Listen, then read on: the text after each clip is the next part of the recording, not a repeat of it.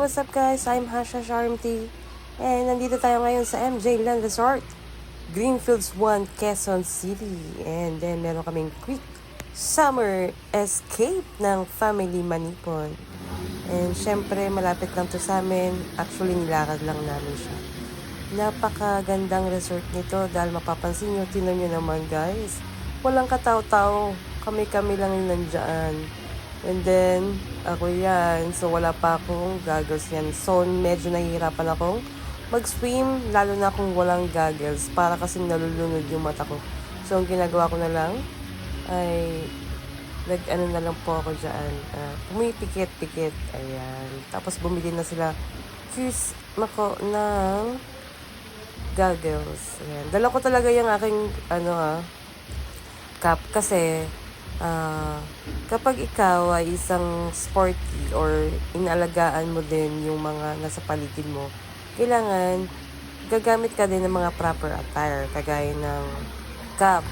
Bakit? Kasi magpe-prevent yan ng clogs dun sa sink. So, hindi na papasok dun yung mga buhok. O, tsaka, syempre, kailangan naka-swimwear ka. Yung mga, alimbawa, yung mga spandex, lycra. Tsaka iwasan natin yung magsuot na may zipper kasi magagasgas yung mga tiles. Diba kapag nagasgas yung tiles, pwede tayong masugatan. At tsaka syempre gagastos ng malaki yung resort.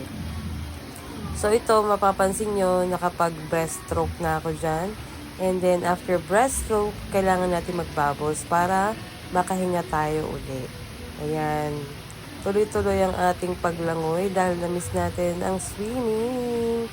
Dahil dun dati sa Middle East, lagi ako nag-swimming doon. Ang swimming namin doon ay MWF. Ayan, lagi tayo nag-swimming.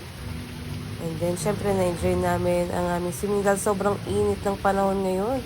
Kaya kailangan natin mag-swimming. Ayan o, may nanonood sa atin. Hello, fans!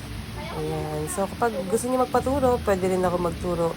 Free lang, basta free lang ang entrance fee. So, mura lang pala ang entrance fee dito sa MJ Land. Pwede kayong mag-gather din ng mga activities or ng mga, halimbawa, may mga weddings, birthday, yan. PM nyo lang sila. Thank you!